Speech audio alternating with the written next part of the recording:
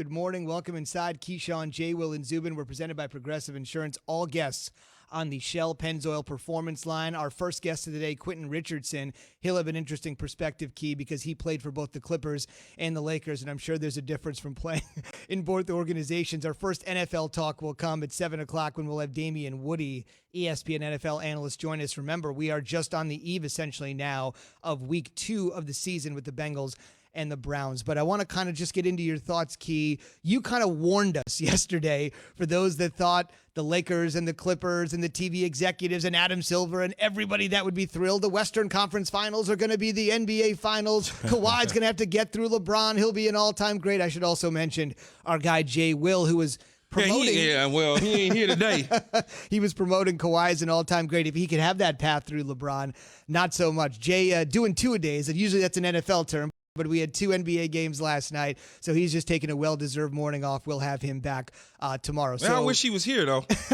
Because he predicted the Clippers would win, right? I mean, he's doing his job. That's what they do, right? You tried to warn us, so what happened? Look, what happened? It's more about the Nuggets than it is anything. They won. Right? I mean, they wanted it. They were down 1-3. They came back even the score, and then they put all the pressure on the Clippers and Doc Rivers. And when you look at the situation with Murray and Jokic, they took care of business. I mean, they actually was cooking at a level at an all-time high. They didn't fold their tent. Where all that pressure that the Clippers put together on themselves, you certainly saw it explode last night. I mean, it was one of those classic meltdowns by a Clipper team and a Clipper organization, despite who the head coach is, despite who the owner is. At the end of the day, got you. See, there you go. I got $20 in the bucket.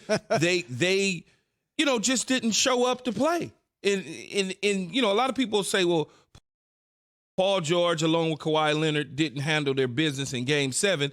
I put more of that on the game plan and Doc Rivers as the head coach about what it was that he put together for them to execute, and clearly it didn't work out. When you look at the Nuggets, you say to yourself, look, they were down 3-1 to Utah. They made a little history last night. They were the first team in NBA history to be down 3-1 in consecutive or at any point 2 playoff series in a single postseason. So nobody's ever been down 3-1 in 2 postseason series and gone on to win. The reason I want to bring that up is not only did they rally from 3-1 down to beat the Jazz in a Game 7, and obviously what you mentioned, winning last night against the Clippers. Against the Jazz, they were down 3-1, backs against the wall, and in the 5th game, down 15 points. I mean, you have to take me inside the mind of an athlete. You're down 3-1, down 15 points to a team that knows you really well and has dominated you thus far in that series. How do you muster just whatever it takes to not just win that game, but I mean, you are on life support at that point. You are, but you chip away at it. And that's exactly what Denver was able to do. They chipped away at the lead. And as they got closer to even in the score, they realized, okay, we can play with these guys. Whatever it was that we did at chipping away at it, let's continue to do that. Let's continue to knock down shots. Let's continue to pull the trigger on threes. Let's apply the pressure to our opponent. And that was what they did to the Clippers. They continued to just apply that pressure to the point where the Clippers looked up and the score was even and they go, oh, damn. And then it's too late. And now you get on the other side of that. If you're the Nuggets, now you're on the positive side. Now I'm up. Now I'm good. I got a lot of real estate to play with.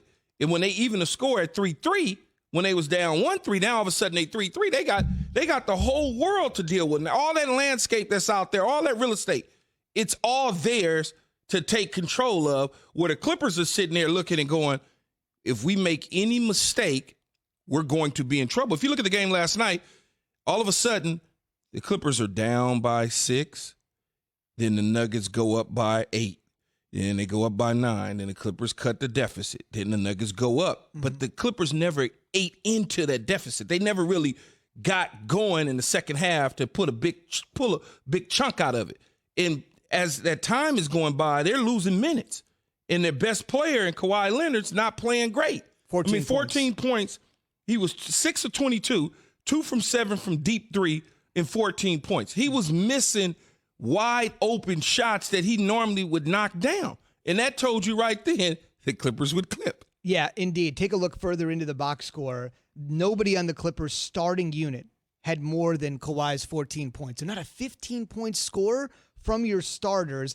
One more amazing historical note about the Nuggets here in about 30 seconds. This is a stat that is going to totally blow you away. But first, as I mentioned, and as Key mentioned, Key tried to put us on notice. Don't pick the Clippers in a big spot. Well, guess what? One of our colleagues did, and the Nuggets' Jamal Murray, who absolutely exploded in this game for 40 points, put Stephen A. Smith on notice. Listen to this.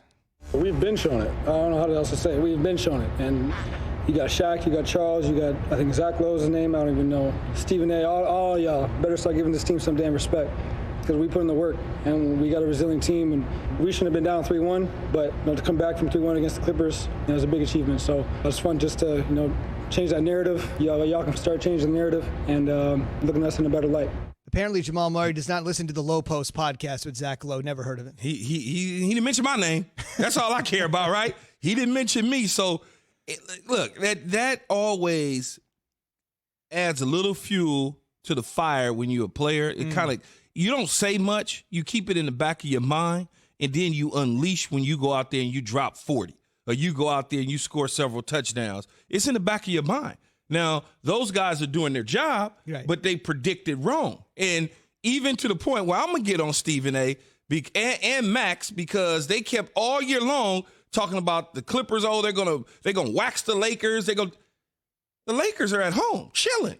The Clippers are trying to figure out what they're going to do next season. The Lakers already know what they're going to do next season for the most part. They're going to try to celebrate a parade.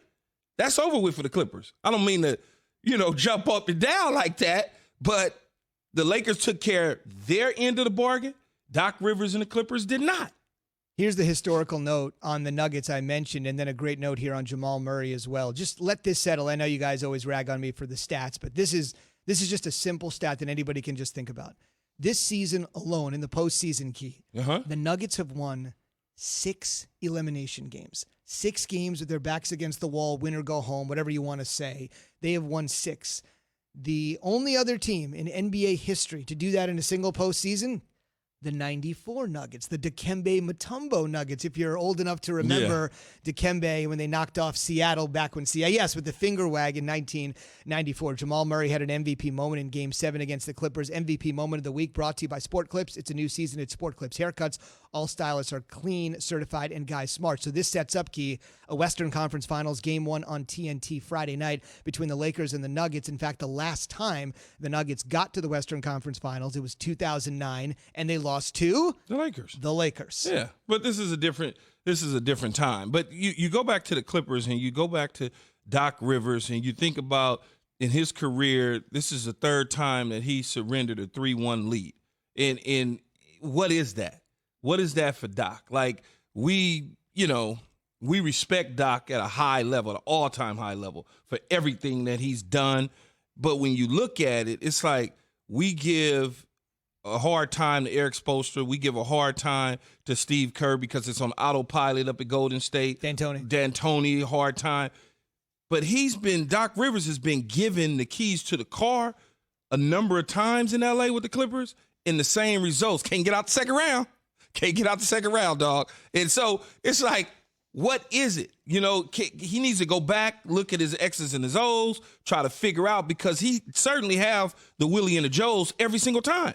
You got Kawhi and PG. Ain't nowhere in the world you're supposed to lose to the Nuggets. It just doesn't. It makes no sense. Let's hear from Doc Rivers, his explanation for what happened, including about halfway through the team not being on the same page in a Game 7 with your season on the line.